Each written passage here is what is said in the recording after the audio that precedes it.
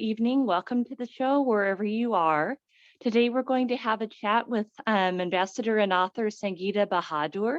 She's a senior Indian Foreign Service officer and has served as Ambassador of India to the Republic of Belarus. Born in Kolkata, she joined the Indian Foreign Service in 1987, and she's been posted in Indian diplomatic missions all over the world, including Spain, Bulgaria, Mexico, Belgium, and the UK. And she's a published author of speculative fiction, The Call trilogy, and has received wide appreciation and has a dedicated fan following. And she is going to talk about her passion for fiction writing and about her speculative fiction trilogy, and possibly how it was inspired by her traveling around the world and serving as a woman in foreign service, but also about the ideas and inspirations behind her books.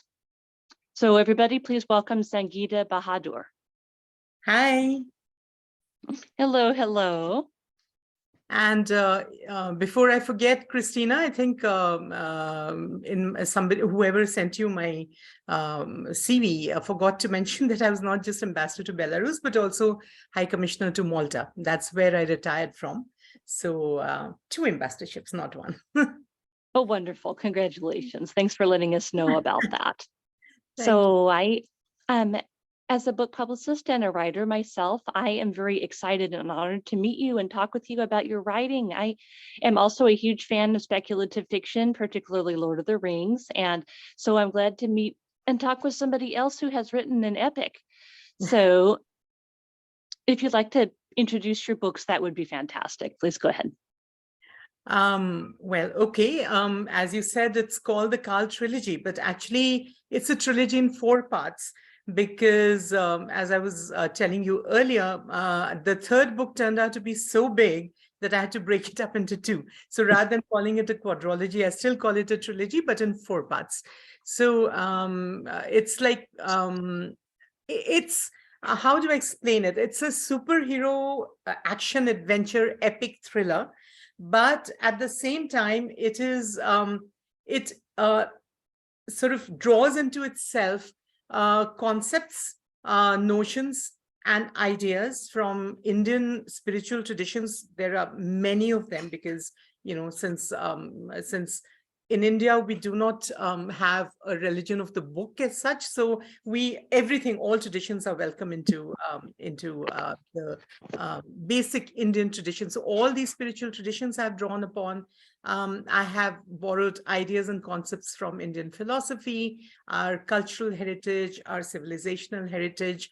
It has, all these things they do not in any case impede the flow of the story. They simply add to it, they add depth to the narrative and makes the reading so much more engrossing and so much more interesting, because you can sense the layers upon layers which are, you know, beneath the surface storyline that flows. So it's essentially, this book was, I conceived it as a superhero epic, which might run into 3 books. I was not even clear in my head at that time. But once I started writing it, like all these other characters, situations, and stories just began popping up left, right, and center, and they insisted on being included. And I realized that if, you know, like, I must say that probably, as far as I'm aware, I'm probably the only contemporary Indian author who has created an rather than a mythology, who's created a heroic fantasy. And that means creating an entire world, an entire universe. And when you start doing that, you realize that you can't focus on just, you know, one protagonist, no matter how interesting, how amazing he is. And he is, you know, like so many women who've read my books, they say that they've fallen in love with him. So, but no matter how interesting, as I said, you need, you know, others whose stories, whose experiences, and whose situations are equally engrossing for the reader. So these people started coming into the story, and I said, okay, this looks very interesting, so let's involve this one. Then that looks very interesting, let's bring that in as well. So as a result, by the time I finished writing my first book, it was actually a kind of a mix of a whole lot of stories and situations which were all sort of drifting together. to form a kind of weave a net, because the first book is called Jal, and it means a net. So that was the entire, that's why I called it Jal, because, you know, there were all these people who were coming in, all these stories, which were enhancing each other, supporting each other, and, you know, ultimately coming together to form the big narrative. So it starts, the first book starts with, first, my hero's name is Arihant, which basically means the killer of enemies. And he is like, you know, initially it starts with him as a baby, just a newborn baby. Mhm. And then it goes on to around the time when he turns 15. From 15 to around 18 is his journey. And it's a story of, because then he discovers somewhere down the book that he is a divine weapon who's been created basically by the cosmos to combat and then kill one of the 4 gods who run the universe. And how do you kill a god? Because this is a god who's just gone crazy, because he's the god of illusion, you know, like in the Hindu philosophy and spirituality, you may have heard of the word Maya, which means illusion. Oh, yes. Yes, so it's the divine illusion which keeps the world going, because unless you believe in this illusion, you would just want to go back to the source, right? So to keep this world going, this very interesting divine illusion is created to keep you sort of involved, doing things, sort of, you know, loving the life you've been given, although your ultimate aim is to go back, you know, and merge with the source. But this is what this divine illusion does. So this god in particular is the one who holds, who spins this illusion, and therefore he becomes the most deluded of them all, right? Because for Mhm. him, it's like, it's my world, I can do what I want. So once he goes insane, then he has to be controlled, he has to be stopped, and if he can't be stopped, then he'll have to be killed. So how do you kill you know, a god? So that's how this particular, my protagonist has been created as a divine weapon by the cosmos with the express purpose of stopping and maybe killing this god. So the Wow, first, that's fascinating. I'm thinking, how in the world would you go about killing a god? I guess I would have to read the book to find you out. will have In a to. weird kind of way, with the whole concept of illusion, it's reminding me of a very famous movie trilogy in the United States, The Matrix. I don't Mm. know if there really is any comparison. Absolutely, because, you know, like when we saw Matrix here in India, we were like, wow, they've borrowed so many concepts from us. So yes, Mhm. you're right. A lot of it would not sound similar, but would sound familiar if you read the book. Some of the concepts are definitely there. Yeah. Well, the whole thing about illusion and about people, beings more powerful than you are, maintaining the illusion to keep the world going. And That's, what do you do when those beings, if one of those beings loses their mind? yeah. What do Kind you of, do? yeah, that whole thing. And I think it's interesting. I've heard that you are the first Indian writer to come up with a story that is speculative, a speculative epic that is original, that doesn't, reiterate the traditional mythology. At least I think so. I haven't come across any other author who's doing this. So yeah. But I think it's fascinating that you are able to draw upon spirituality in a philosophical sense, and not to have it be, over here in the US, people do write books that are, I mean, occasionally people will write philosophical books, Lord of the Rings or that type, but then there is a whole genre of religious books that are kind of, explicitly religious and pushed over in their own genre. So I think it's fabulous to have something that can be spiritual, but in a broader philosophical sense. That's just a book that doesn't have to have its own separate characterization. Absolutely, absolutely, because that was not the aim at all. The aim was to spin a very interesting, very fun-filled, very engrossing story that would just, like keep you sort of breathless as you read it.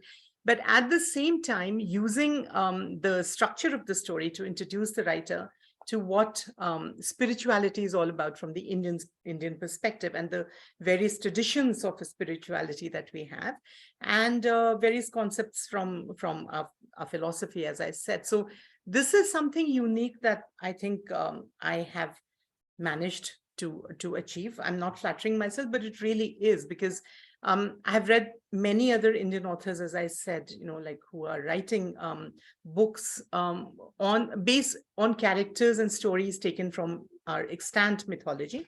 Very interesting books. I'm not saying they're not writing interesting stuff, but the kind of a totally original story that this has turned out to be cannot be encountered anywhere else. Maybe I sometimes feel that perhaps it was a mistake, because when readers are looking at a book which has familiar characters, familiar situations, at least here in India, they seem to be more comfortable rather than picking up something which is so completely out of their radar, so to say.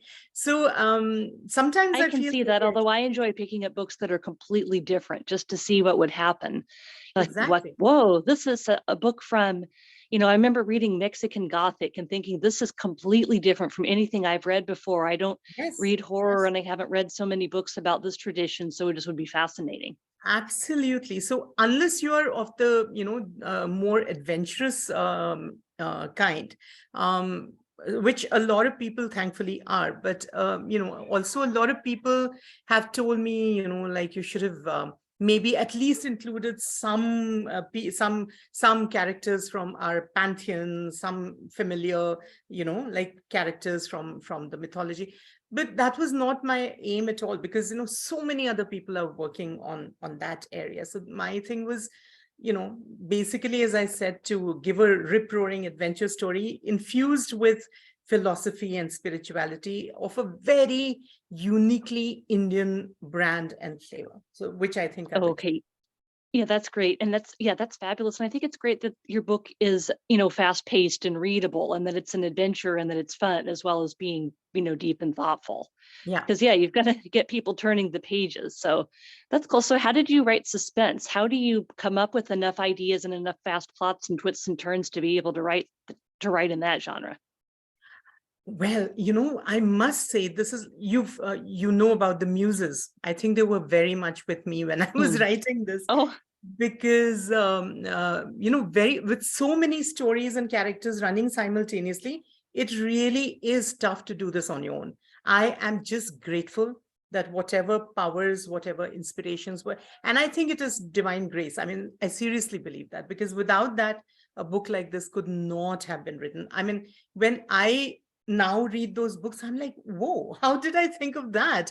How did I, connect that with that? And, like 15 years ago, something like this happened, and now it's connecting with something that is going on. How you just can't keep track of all these things without some kind of, divine energies or universal energies, whatever you want to call them, flowing to you. So and very frankly, Christina, I didn't even have this story on a kind of a storyboard. So I had not made an hmm. outline or whatever. I just had the basic idea in my head that this is the thing, that there's this God who's going crazy, and there's this divine weapon who's been created. And the rest just came together, all the twists and turns of plot. And it's fit together so well that towards the end, I wonder, how did this happen? So it's like Yes, this. because I just think suspense would take intense creativity to come up with so many plot twists and turns that would be happening quickly enough to keep the reader interested. Yes, yes, absolutely. And I don't give myself that much credit. I know I was the one who was putting the words on, not on paper, but on the computer screen. But the inspiration was coming from somewhere else. It was like just, vision after vision just flowing into my head. It would be like I'm watching a movie and just putting it down on paper, so to say. So it was like that. Yeah. Wow, well, that is fabulous, because I was going to ask about your writing process and your inspirations. And I know that you mentioned that your story comes out of Indian philosophy and Indian culture. So how would you say, I mean, I know that we can't, say all Indian writing or all writing of any culture is one thing or another. There's incredible diversity within any culture and tradition or country. Absolutely. Yeah. But how would you say that your book is steeped in Indian culture, since that you said it was, and how would you define that? What influences has your culture given to your writing? I think knowingly or unknowingly, consciously or subconsciously, when I'm sure you are a writer yourself, you write a lot of content and all, and you would Yes. realize that when you're putting something down on paper, it's like your cultural conditioning, all the knowledge, information that you've, even subconsciously imbibed over your life. When you're writing anything, it comes across. Like, I know my daughter who, who lives in London and is working there. She tells, but she's working for an American company. So she says, sometimes it's startlingly different, just, like the kind of language, although it's the same language, but how she would put it would be very different from, how an American colleague would put it. So all these things definitely influence you, whether you realize it or you don't realize it. But when you consciously start delving into your cultural roots, your spiritual roots, your philosophical roots, you realize that a civilization like India, which is like now being dated to way back more than 10,000 years, 15,000 years. I mean, I know the Western concept is 5,000 years, but that's not true at all. It's like now more and more proofs are emerging that it's much older than that. So it is the oldest living civilization in the world. So obviously we have our own way of looking at the world, our own philosophy, our own ancient spiritual traditions, which we have followed for thousands of years. So all that, not that, like I've been very, very deeply steeped in that or ingrained in that, but the fact is that when I start writing, it all just starts flowing. And the way I look at the world, I realize is actually very different from, say, the way a Japanese person would look at the world, or a Mexican or an American. So it's like that kind of a civilizational difference, despite the fact that all of us live similar lives now, but it's all there in your head. It's all like collective memory that you have imbibed. So as you were saying, a lot of genres are being written in India as well. And Indian writing in English has, over the last, I think, 10 to 15 years has really caught on. And, these authors have become very popular. Those who write about contemporary, write contemporary fiction, or about, the world as it is, their styles are probably, like not very different in the sense. Of course, there would be some differences in thought and approach and situations. But it's about the human experience, which is, like common, I think, across the world today. But when you especially start writing, say, heroic fantasy or a book based on mythology, your entire mental landscape changes, because then you are thinking in terms of, how things were, maybe. Like I said, I have my book, is based in the kind of India that would have been there maybe, say, 8,000, 9,000 years ago, that those kind of traditions, those kind of, social structures and things like that. So then automatically your mindscape, as I said, changes. And, when you're talking about all these things, automatically you find that the language comes out differently. The kind of concepts that you were talking about are different. The kind of reactions, responses are probably a little different from the way, a modern human being would react. And these are all because I was consciously drawing from our spiritual and traditions and cultural roots. It became very unique and very different. And one of the things that I remember appreciating, I read a lot of Western fantasy, so I'm quite familiar with the genre and, all the kind of elements that go into it. But I read this many years ago. I read the first two books of a 3-book series. I could never find the third one, which was based on Native American worldviews and traditions. And the flavor of it, the taste of it, the feel of it was so different from anything I'd read before. So, and you realize that this is a person who's, who's so familiar with that tradition, with that culture, that when she was writing, it came out as, as a very unique expression. So I like to think that, mine has also probably, when you read it, you'll realize that while you'll be able to relate to all the characters, all the situations, the flavor is very different. The way, the kind of concepts I've used, the kind of, the worldview, the way, the universe is constructed, the way, how it is governed, what is the nature of the supreme being, who, for us, it's always been a multiverse. It's not been a universe. So it's like it's not this, I'm not even talking about our universe. This happens in some other universe in another world. So all those things, all those traditions, all those ideas that are so ingrained in your head, when it comes across in your writing, I think that's what makes it very, very unique. Wow, I just think just so many ideas and so many influences. I remember you were describing your book as a net, that just ideas and characters just kept coming. That you started off with your hero and his quest, and then just more and more people and characters and ideas came, and you had to fit them all somehow into the book. Yes, that's right. And being a woman, I have some very strong women characters in that. Mhm. Apart from the love interest, who's not just a love interest, she's a warrior princess. She's got her own story, her own, like her objectives in life, her own tragedies, her own achievements, whatever you want to call it. So there's that. Then, there's so many others who, then there is Arihant's, fourth and last guru, the word, so she is an amazing character. I don't know how she came into my head, but she's like beyond time, beyond any mental constructs and concepts that you might have. So she's, again, amazing. And there's so many others.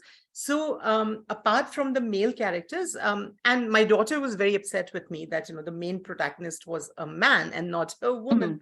But there is an anti-protagonist who is a woman. So it's like Oh, one after the other, after the other. They are like at least a bouquet of 10 to 12 characters who have their own stories, who have their own situations, their own objectives, their own, paths to follow. And yet somehow all these paths finally come together to merge into one big white road.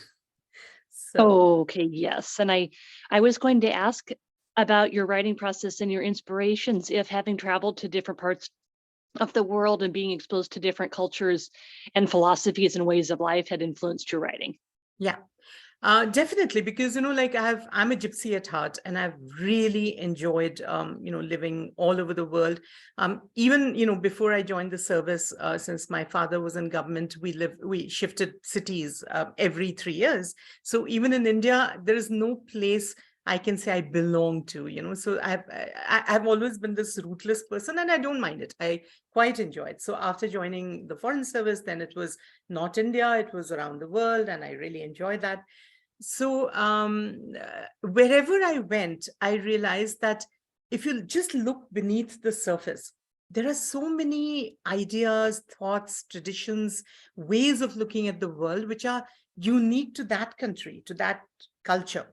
Sometimes not just that country, it could be just, for example, the Hispanic culture. It's very different from the European one or the American one, or, anywhere, the African one or whatever. So these are the things that, like when you start looking at it, you read a little bit of their literature. I'm not saying that I've, steeped myself in the literature of every country I go to, but when you start talking to people and you start listening to stories that they have to tell, their traditions, their mythologies, their, great writers and poets and all that, and you realize that their point of view is so different. And I have been looking at, say, a particular thing in one way, and you find that somebody else may look at it from a totally different, opposite end of the spectrum.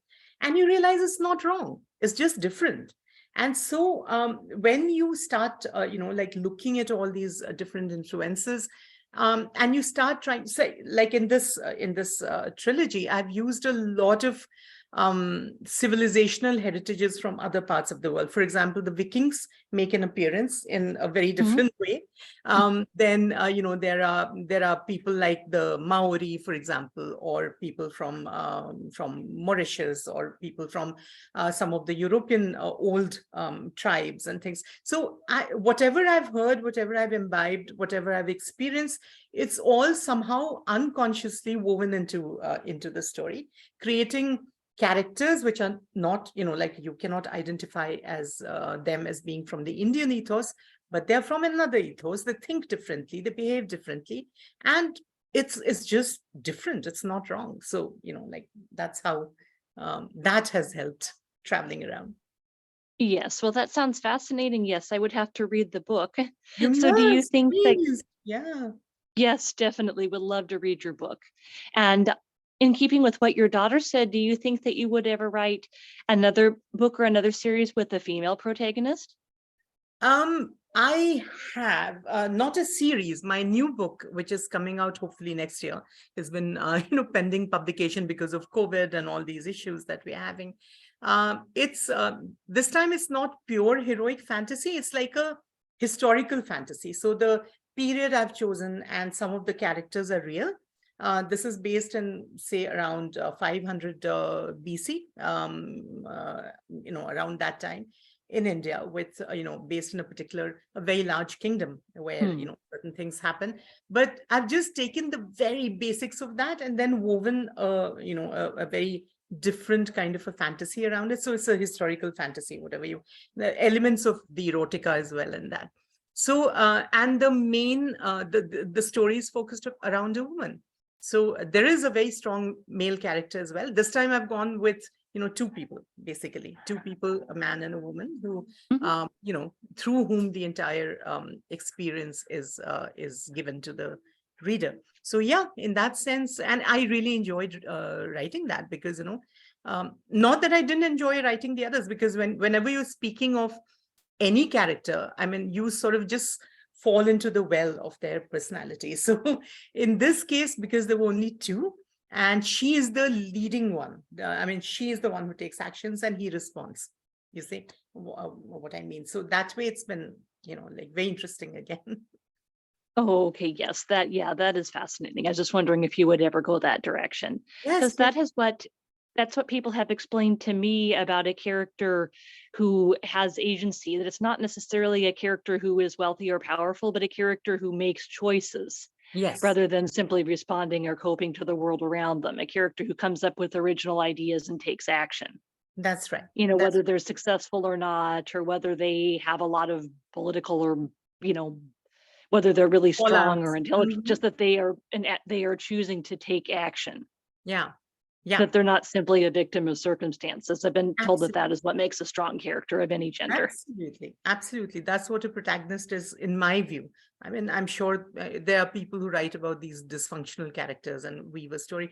That's just not my way. I mean, I don't see the world as being run by people who are unable to take decisions, or who are, who just follow the pattern or do not have the courage to break out of it. You have Mm. to do that to move forward, to move the world forward. You can't just keep going round and round in a circle for anything to happen. So yes, and that is so like my protagonist in this the Carl trilogy. Time and time again, he's faced with choices which are devastating one way or the other, and and he has to make some choice, because otherwise there's no way to move forward. So it at the end, as I told you, the book, the series ends when he's around 70 years old, and he's a legend in his own lifetime, and he's like, everybody thinks he's the same as a god, because he's achieved so much, done so much. At that stage, when he's looking back, the last chapter is actually about that, where he's looking back over the years, and he's thinking of all the choices he's been forced to make, because there was no way out. I mean, he couldn't have moved forward without.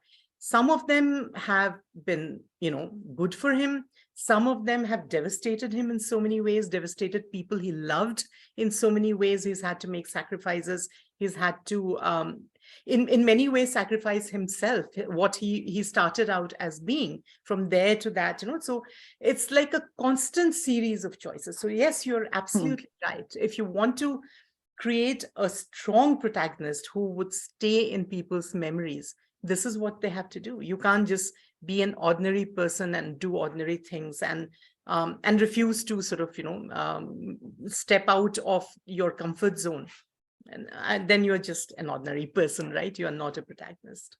So Yes, because I certainly find that that is true, because it's a discussion in the literary world, I mean, surrounding female characters, but I really think everybody saying, okay, so was this person a background character, or did they have agency within the story?